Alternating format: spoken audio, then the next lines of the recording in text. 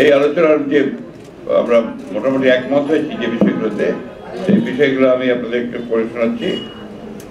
আধিপত্যবাদ, সম্প্রসারণবাদ ও সাম্রাজ্যবাদ, মুক্ত, স্বাধীন, সার্বভৌম, টেকসই গণতান্ত্রিক কল্যাণমূলক রাষ্ট্র গঠনে জাতীয় ঐক্য গড়ে তোলা। দুর্নীতিবাদ, সন্ত্রাসী, খুনি ও টাকা পাচারের কাজে দ্রুত বিচারের আওতায় এনে দৃষ্টান্তমূলক শাস্তি ব্যবস্থা করা। ভোটাধিকার সহ সকল মানবাধিকার রক্ষায় জাতীয় ঐক্যমত গড়ে তোলা। ন্যূনতম প্রয়োজনীয় সংস্কার শেষ করে দ্রুত সময়ের মধ্যে সুষ্ঠু গ্রহণযোগ্য নির্বাচনের ব্যবস্থা করা।